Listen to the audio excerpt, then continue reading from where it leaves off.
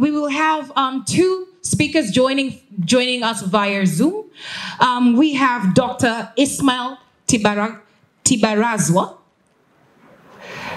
Dr. Flora Ismail Tibazarwa. I apologize, Dr. Flora, in advance. Nisame, tongue twister. Joining us all the way from Namibia.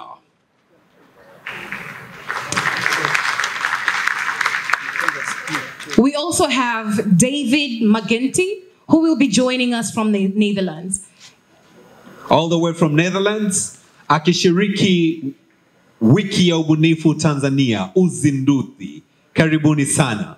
Inayofuata sasa ni fireside chat, ambapo tunawaleta watu, wataalamu, wabobezi wa masuala ya ubunifu, na wamekuwa na safari hii kwa kipindi cha miaka 7 sasa. Wenzetu ambao wako online, wako karibu nasi, tayari wanaweza wakasalimia hadhara hii.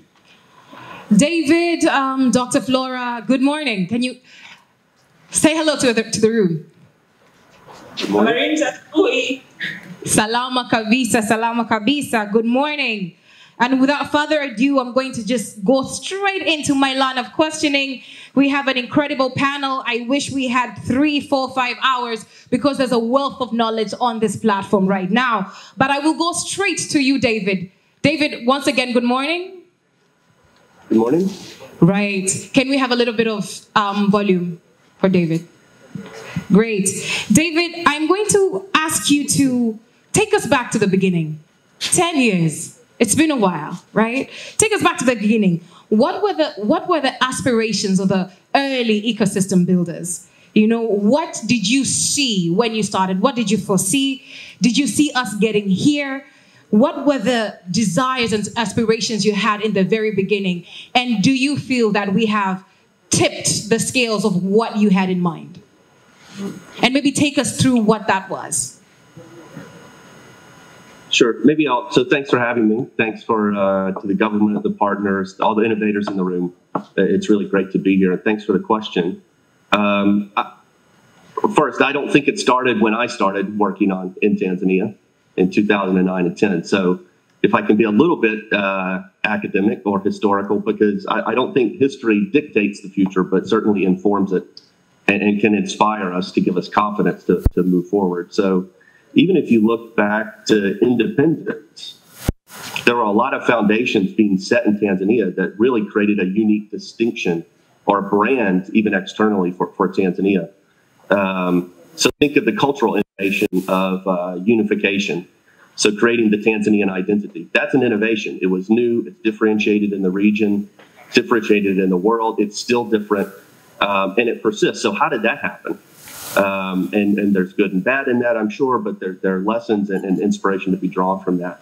The self-help programs in the educational projects, I think if you talk with our parents and grandparents and how they learned and how they progressed, the self-help programs, those early institutions that were set up, CEDO and VETA and the others, that were fit for purpose and for the time and for what innovation meant then, they themselves were innovative, but also generated the use of technologies.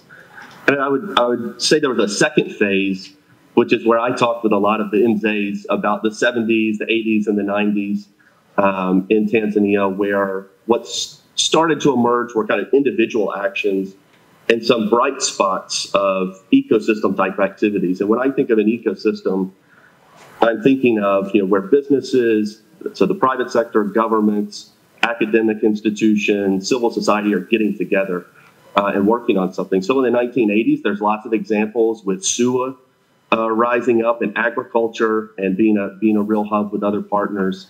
Ifakara Health Institute existed for a long time before, but in the 1980s really reached a level of prominence regionally even, and I would say globally within global health in pulling together these types of innovations. And you had individuals, Professor Momila and Bernard Kiwia and Arusha and others.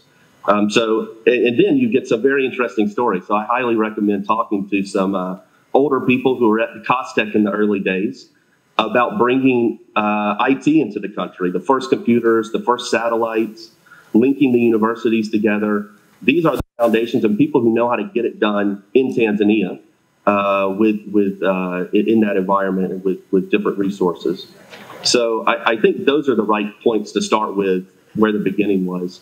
So just a final 2 points. One is the next step change, I think, was around the science and technology policies coming out. So in 1996, you had the first science and technology policy, but it wasn't updated until 2010. And even in 2010, it didn't really incorporate ICT. So I don't know if you remember, even the beginning of my career, 20 years ago, I didn't have a smartphone. And then I remember getting the first BlackBerry, but still, even at that time, ICT wasn't incorporated into the science and technology policy. So that step change started to happen with the update of the policy, and then some big investments with the government and partners around digital technology. And then just a final point on some of the things we did during my time. So that's the early days. Was really looking at data, communications, and engaging the media. That wasn't in the original designs in our work, but I think you're seeing the results of that positively playing out here. A simple thing was on the Global Innovation Index that Professor Nungu mentioned earlier. The data existed, but the connections weren't happening where the reporting going into the index wasn't happening. So with Costech, we partnered to just scour the country to find where the data sets were, match it up, and get that reported in. So that first year of a bump up in Tanzania on the Global Innovation Index was in large part due to just having good data provided to the people who do the index. The second was supporting hubs and those who help others, these guys who are here with us today. And the third was talking about big issues that other people talk about. So innovation can be a silo or it can be an enabler. And two of those big areas are innovation technology to enable SMEs. And so in 2018, one of those results was the incorporation of innovation and technology into the SME policy. And you'll see that what we call from a government perspective, policy coherence, linking the two together. And then the final one was linking to gender equity. So I think one thing to be celebrated is all the women and girls who you'll see throughout the week who lead. And even from FCDO or DFID's perspective, the people who've been championing this work have all been women.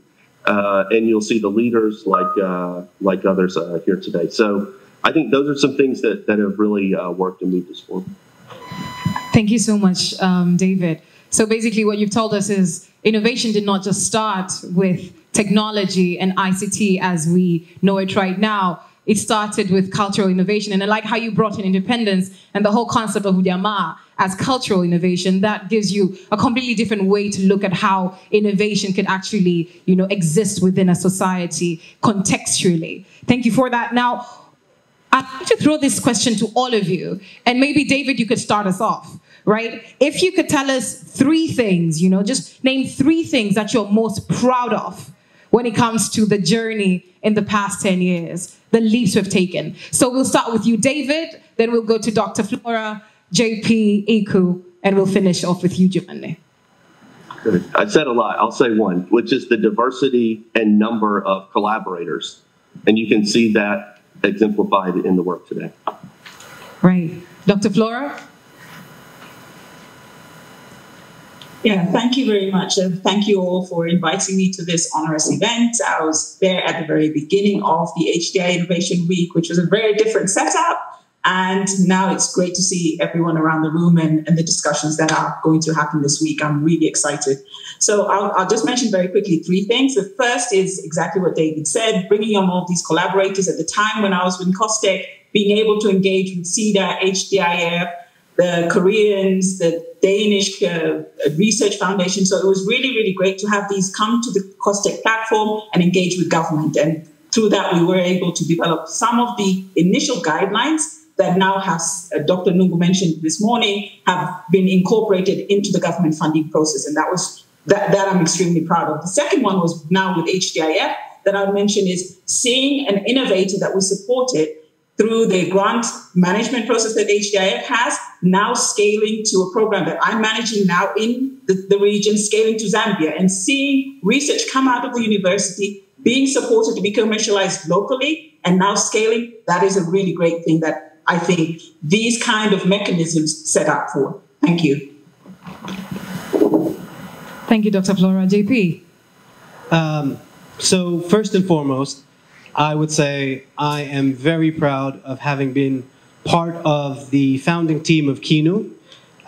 So massive shout out to Luca, Jones, Feruzi, Taha, and of course my sister Catherine Rose.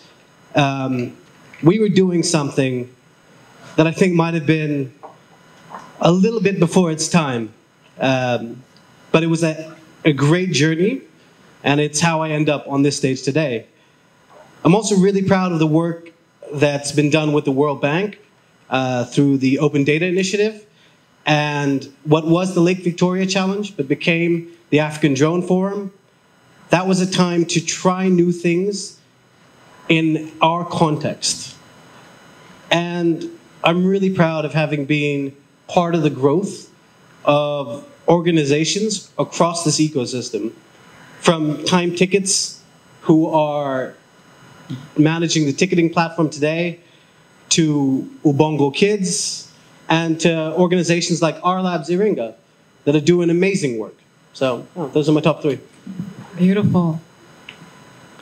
Nami nawasalimu kwa jina la Jamhuri ya Muungano wa Tanzania. So as an innovator, I would say the things that I'm very proud of over the last 10 years or over the last 7 years that we've existed as Shule Direct and then Doto Hub. First of all would be HDIF itself, for being a risk-adverse funder, for taking the chance and really bringing about an innovation in Tanzania. Then secondly is the Innovation Week itself, because it's a really, really impactful platform. And lastly, I am really proud of this collaboration, just seeing the government really buying into what innovators are doing, being here to listen to what innovators are doing or thinking, and having the private sector in the same platform. So those are the things that I'm really proud of. I think it's an innovator's dream where we are now. An innovator's dream. Jumanne. Test 1, 2. 3, 4. Okay, nasalimu kwa Jamhuri ya Muungano wa Tanzania. Kazi endelee. Yeah, so what I'm so proud of, I think the first thing is the Commission for Science and Technology Tanzania. I think we should clap for them. We might take for granted the work that has been done by COSTECH, but believe me, in so many other African ecosystems, the government is not this much involved with the innovation ecosystem. The work that COSTECH has been doing since 2010, during the days of Dr. Mshinda, when my good friend Dr. Nungo was still with Telnet, the work that has been done has been amazing, providing that platform for young people to go there, to nurture and grow their career. I started my career there. I was given an opportunity to tweak around, to mess stuffs, couple of letters of warning. Trying to be a crazy person in a public office can be difficult sometimes. So COSTECH has provided that platform for us to be able to do this work. So I'm very proud for the work that COSTECH has been doing.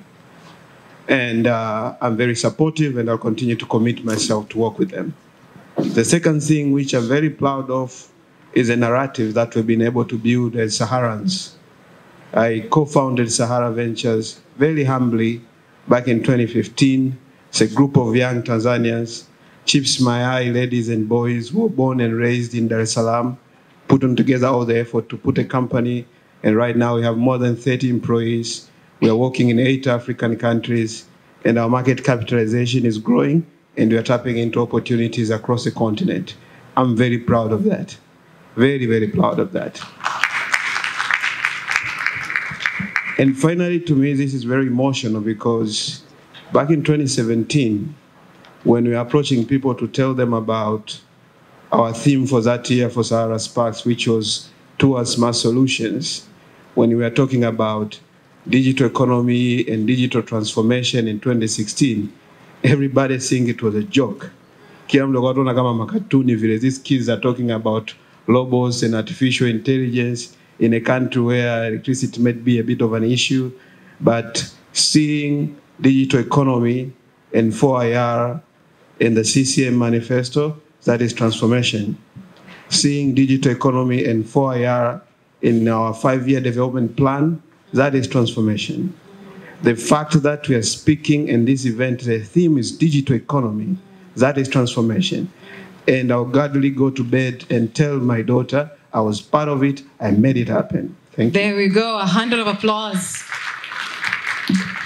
So, over the last 10 years or so, and even before that, we've learned that there are a lot of efforts before that, right? A lot of things have been happening. There were, everyone in the ecosystem is very, aggressively passionate about progress.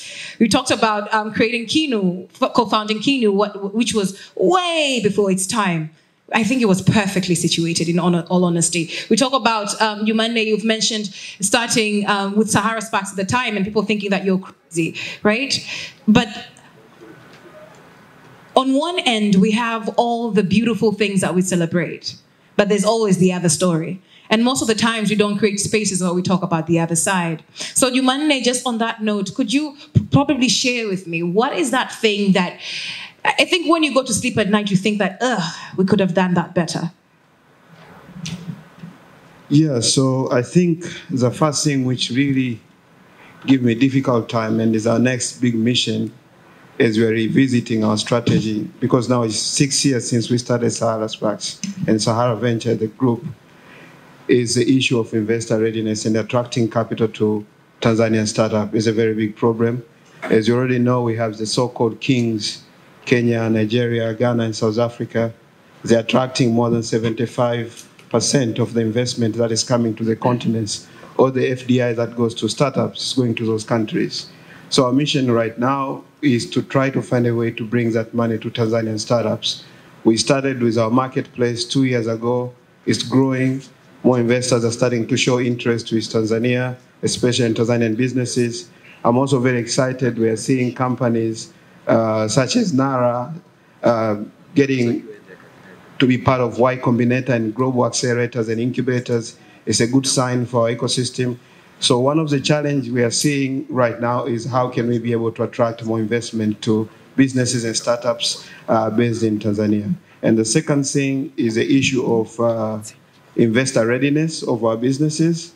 Most of the startups are struggling to be investor ready, and most of our incubators and accelerators, they don't have the capacity to prepare them to become investor ready. So that's another challenge that I think we might want to find a way to address. It's still a bit of a challenge in our ecosystem. And lastly, we started the thing Silicon DA 3 years ago with the aim of, after 3 years, to be at the same level as Silicon Cape and Silicon Savannah as a platform to bring together people who are supporting the ecosystem. We haven't yet been able to meet that goal, but we are putting more emphasis and try to see how we can effectively do that in the next few years. Thank you so much, Jumane. So, JP, I wanted to go to you directly and probably just really quickly, what could we have done better as ecosystem builders? What could have been done better? So, we've done a lot. I think that in answering this question, the hesitation always is going to start from the perspective of not spending enough time appreciating how far we've come. Right. In our context, when we look at it, we've taken huge strides.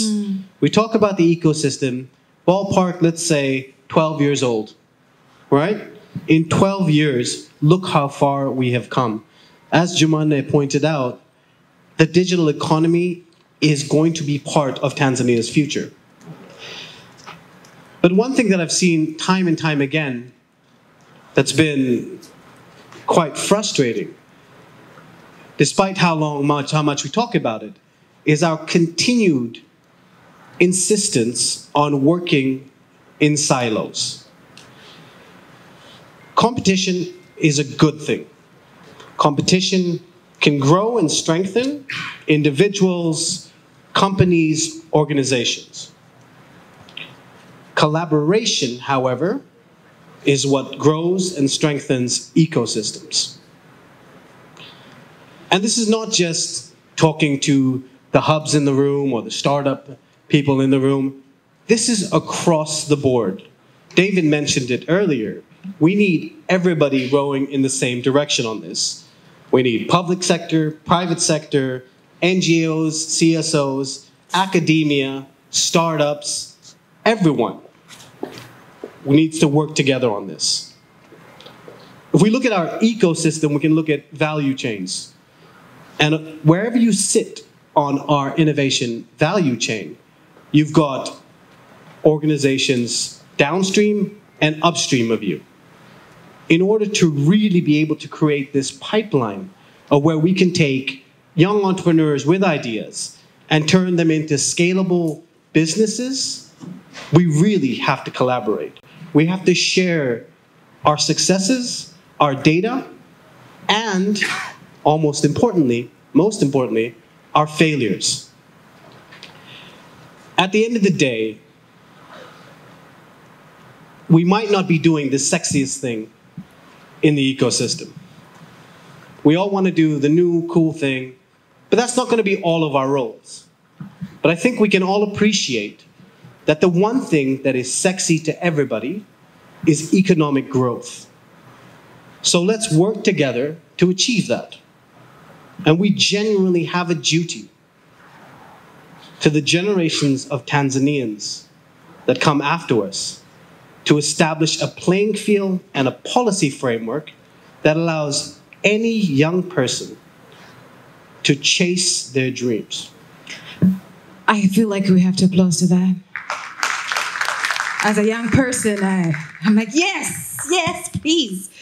Thank you so much, JP. Now, just connecting that to what Yumane said about, just restructuring and rethinking strategy, focusing on investor readiness, right? And I'm going to jump straight back to you, David.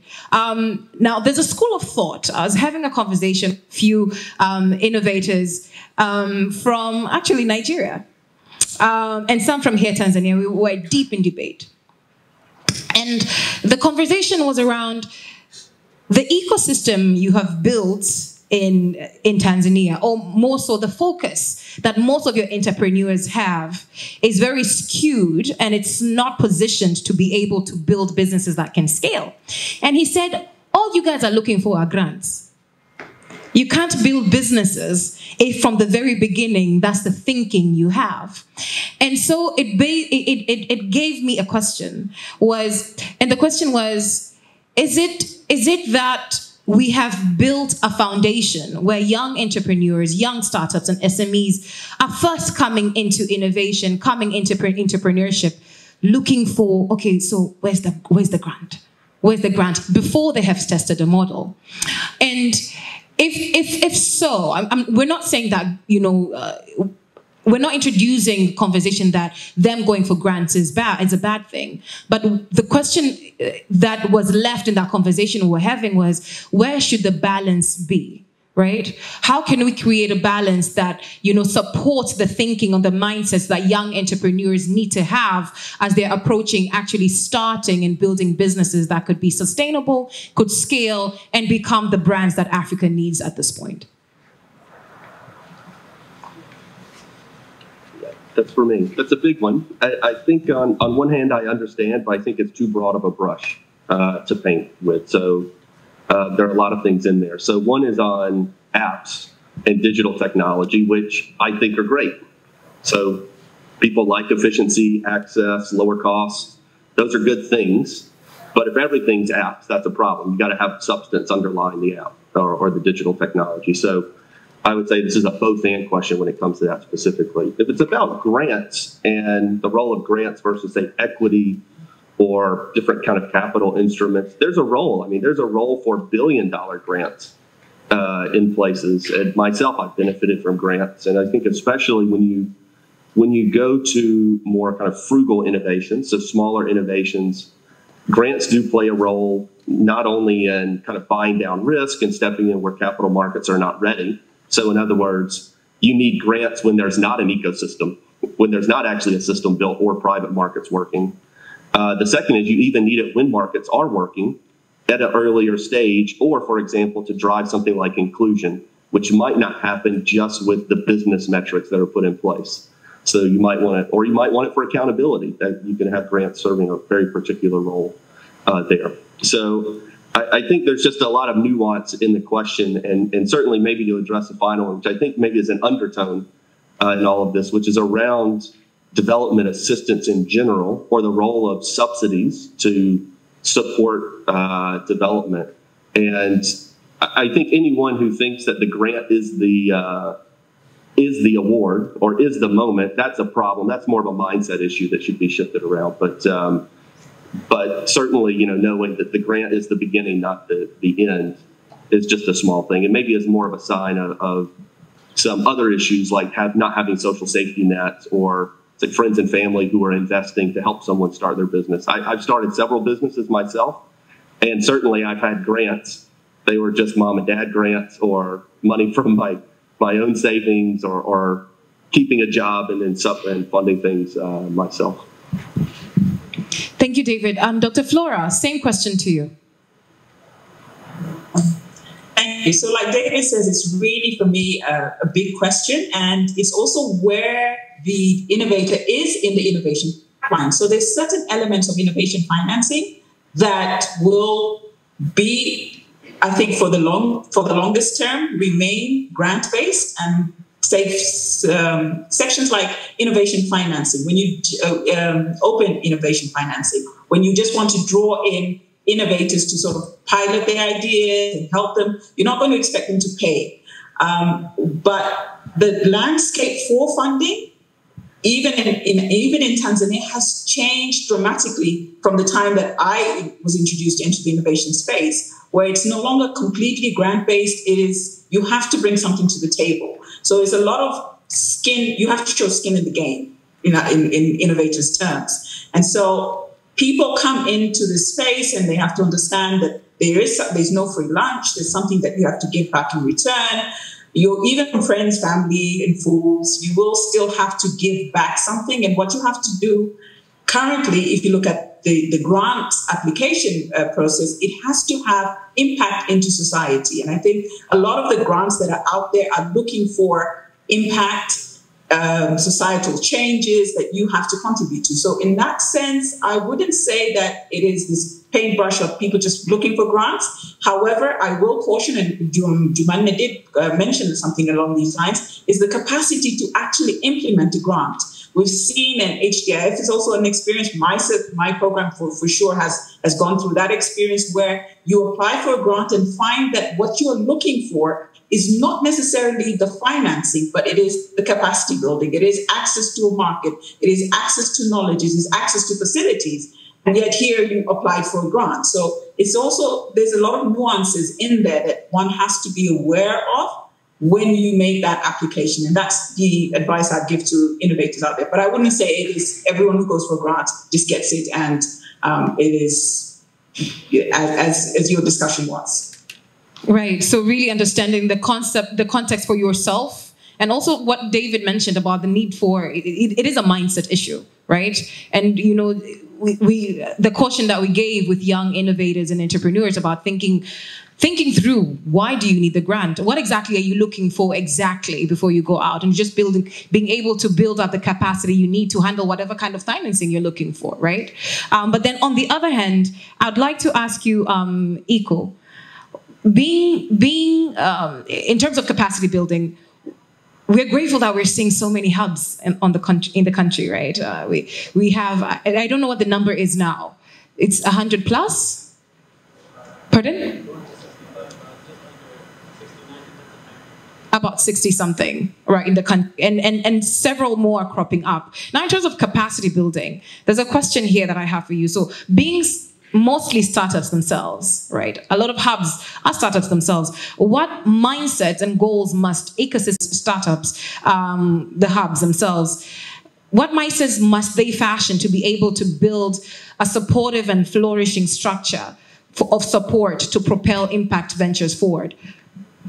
Okay, so I'll take it from what we're doing at Ndoto Hub. We're a women-only incubator for young women entrepreneurs.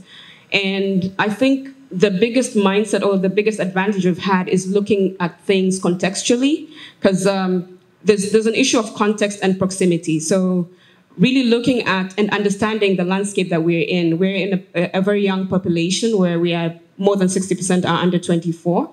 So we have to really understand the issues of a young person to begin with, and to also understand that these issues are not homogeneous. So, for instance, we're dealing with young women entrepreneurs. By themselves, their issues are not the same. And I would look at a young woman at university, I will take 3 of them. They all have 3 different issues. So there's 3 different ways of approaching or providing a solution for them. So I think as ecosystem enablers, looking at context is very, very key. And also looking now at the issue of proximity and understanding that in our context, success is also very relative. So there are probably different stages or pipelines of how we can define success as an ecosystem. And also looking at now, when we can get the context right, then it will mean we can also look at all the policies, issues contextually as well. We can look at how are we providing all the solutions in terms of funding, and then looking at capacity building as well. So we're talking about context, right? And that's the big word that's coming out today. So time does not allow me, so I cannot dig a little bit farther, but we can dig on the side. Dr. Flora, I wanted to come to you. So there's this conversation that's coming up about innovation itself being a solution for Africa, that innovation will create more jobs, that innovation is the answer to youth unemployment on the continent. Now, I want to question that thinking. Is innovation in itself the tool, or is that the end or the tool to get to the end? And then, how must we be thinking about innovation as it relates to creating jobs for Tanzanian and African youths for the next decade? Thank you. So for us at the program which I work at, which is the Southern African Innovation Support Program, which is run by 5 African governments. That's Tanzania, Botswana, Namibia, South Africa, and Tanzania, of course. Funded by the Finnish Ministry for Foreign Affairs. We look at innovation as an impetus or a stimulus to diversify and contextualize the products, processes, and services that bring us closer to the markets that we serve. And so in that, we're trying to really spur collaboration between these the SADC region as a whole, and connect it to developed markets. But looking at that, and it's been mentioned by Iku and others who've spoken before, Africa is really complex when you talk about employment, when you talk about jobs. What does it mean? And it doesn't help that we have all these global trends that are coming. We have the 4th Industrial Revolution, which Matumaini has already tried to pilot in Tanzania and push this agenda, being called crazy, and digitalization included. We have our own Tanzanian, and our speakers are Tanzanian here, our own industrialization agenda, which wants to mechanize and automate all our different industries. And then we have this very young, energetic, youthful population that is really hungry for jobs. And if you look, and I'll speak a little bit more about the education, or towards the education, where we have seen a surge of employment, graduates coming out of universities but not getting jobs. So what do we do with these? So we have players, actors in the ecosystem that are trying to bring and solutions to the unemployment problem and create jobs. And innovation provides some diversity in all of this. It is not a silver bullet, I would say, but it is that stimulus that allows the ecosystem to find solutions, and how these solutions are sought, where then government can take them on board and find policies and regulations, or design policies and regulations for that matter, that actually suit that system. So that what Dr. Nungo was talking about in the morning, that government creates an enabling environment, and the innovators then can respond and act on those. But in some cases, innovation can also inform government policy and provide solutions that way. When you look at the jobs that we're going for at the moment, and COVID has almost catapulted us into this situation of digitalization without giving us enough time to think it through. I think there was a lot of dialogue before COVID about the 4th IR and governments wanting to set up strategies. Tanzania took on e-government and all these things. However, it was a little slow, and COVID just said, you know what, guys, it's time, do it now. And governments have had to quickly pivot, and those that didn't obviously have suffered the consequences of that. But however, those that were able and were ready with technology, then they have done a little better than the others. And obviously, the rest of the world is really coming on board with this. And jobs, what I would say going into the future, are really going to be knowledge-driven. So questions come to us as, how are we, and I speak now then for sub-Saharan Africa, how are we going to make sure that the rural populations that are not yet connected, that have not the hubs of universities and knowledge centers surrounding them, going to make it work? So are we going to increase disparity? I think those are the critical questions that we need to sort of think through now as we really address COVID and move to remote working and all these virtual platforms. How do you make sure that it is going to remain inclusive? Other question is how, and Joseph spoke to this earlier, how do we ensure resilience? And how do we look at that? And so what we're doing as a program in SAIS is trying to assist governments that we're working with to look at trends, have foresight embedded into government policies. How do you look forward and look backward and design your policies in a way that will allow you to see what might happen, create all these different scenarios that allow you to sort of think through, if this happens, what will I do? How will I pivot? And when do I need to pivot? And what capacities and competencies, facilities, infrastructure do I need to have that will allow me to pivot and address whatever challenges I may or may not face? And you can see that governments that have foresight embedded into their strategic planning have done a little better than those that do not. And so providing this competence and this necessary skill for me, I think, is one of the critical ways that we can do this.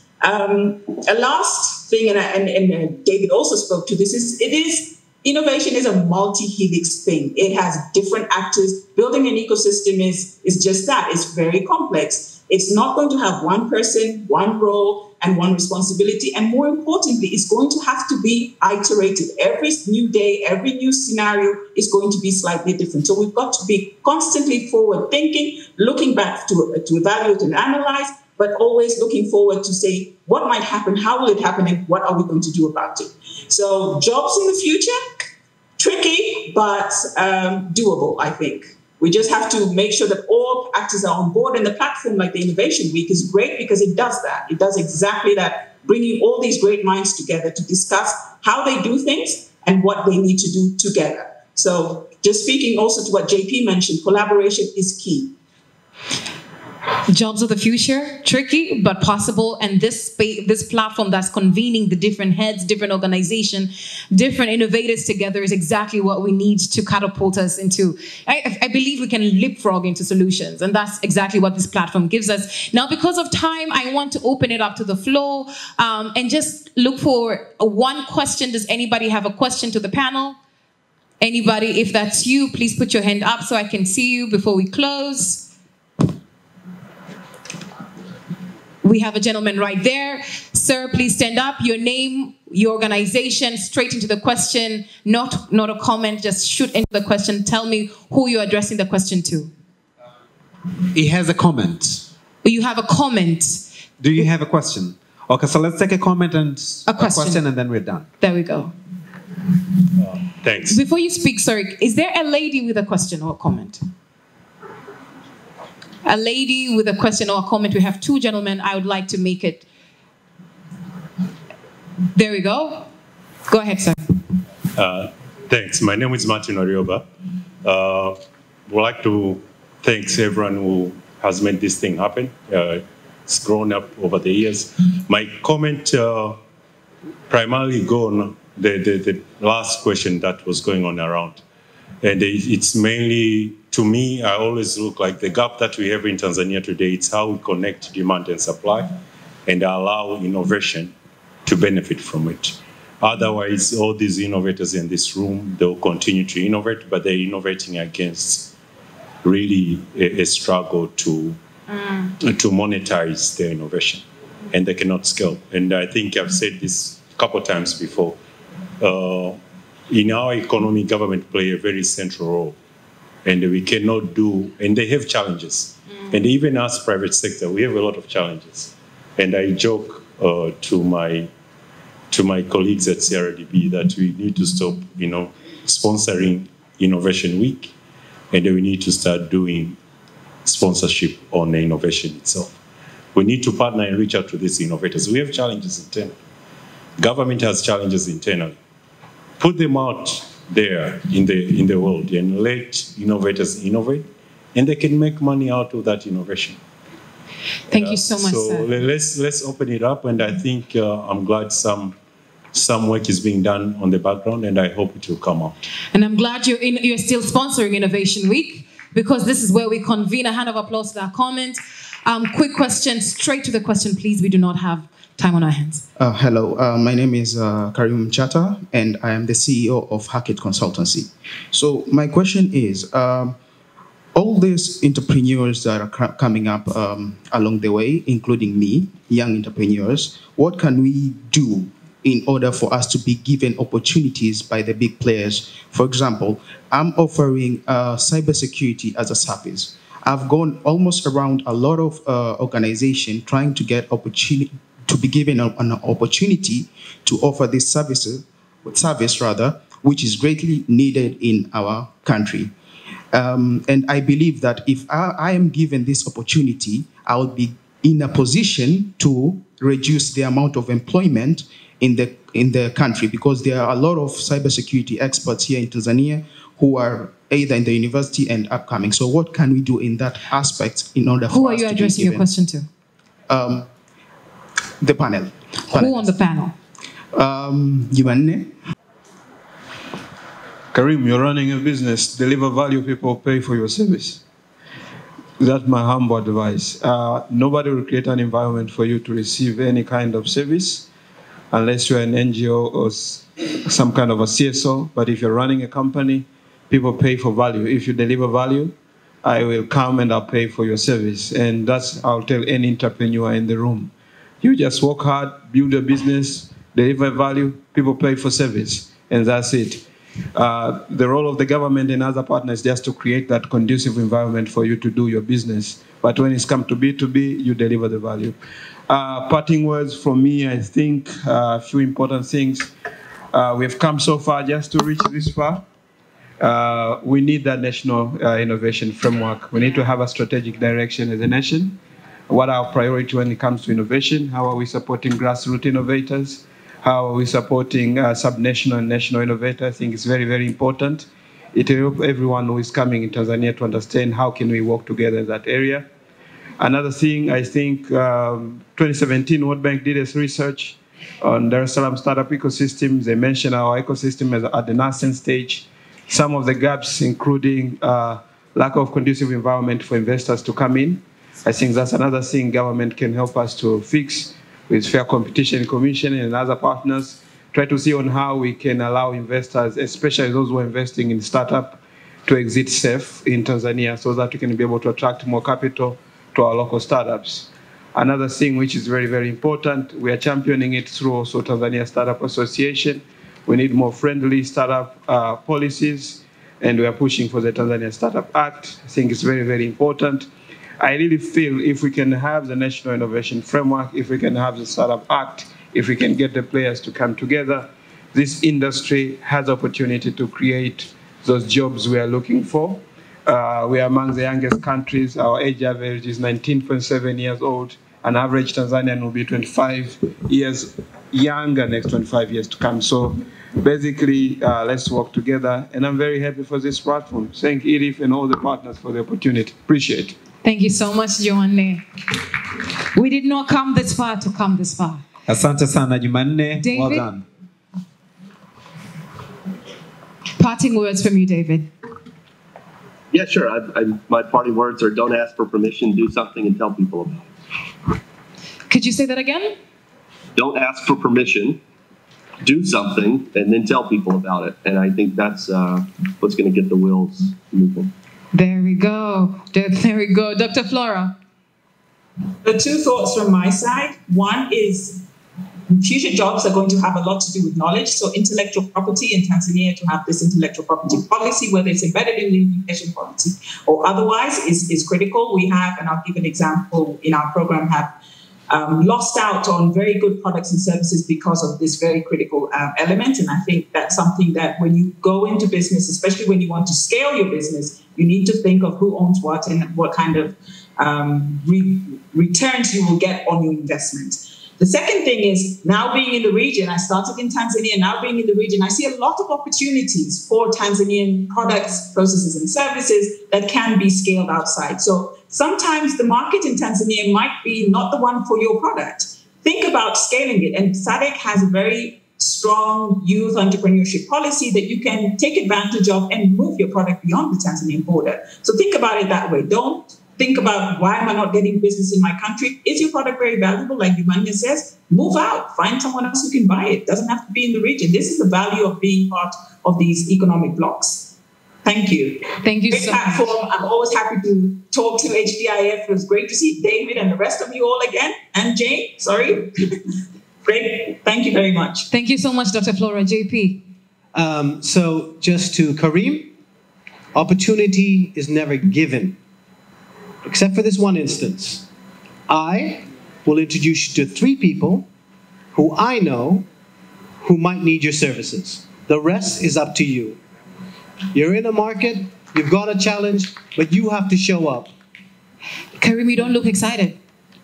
That was free business. Well, now it's the work's on him. My parting shot for this, for anyone looking at the ecosystem overall, if you're running programs, if you're developing frameworks, please embrace the principles of digital development. It's a really quick and easy guide for us to be able to make sure that we're learning and doing and celebrating our way forward. Beautiful. Iku. Okay, so I have 2 folds. I think the first one will be addressing innovators and collaborators. So I think I like what JP said, the principles of digital development is so important. So looking at collaboration, looking at a platform like this, it's entirely up to us how big we can make it, how big we want to make it. So it's entirely up to us how far we want to take it.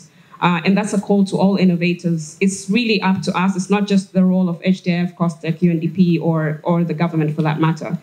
But the second thing, I've been listening to everything we've been talking about, and it kept playing in my mind that if we're not going to look at the bottom, if we're not going to look at how are we changing our education system, making sure that we're having a younger generation that's competent for this 4th industrial revolution and beyond, then whatever we're going to be doing up here is going to be in vain. So we must really start looking, like we really need to start from the early childhood, our primary education, our secondary education. How is that preparing a young person to be able to be in this, to be productive in this 4th industrial revolution and beyond? So looking at things like empathy, how are we actually embedding and imparting that in our children? Because innovation is about empathy. Innovation is about, can I look at my surroundings, see a problem, and create a solution for it? Or can I apply the knowledge that I have? So we must really start looking at our education as well.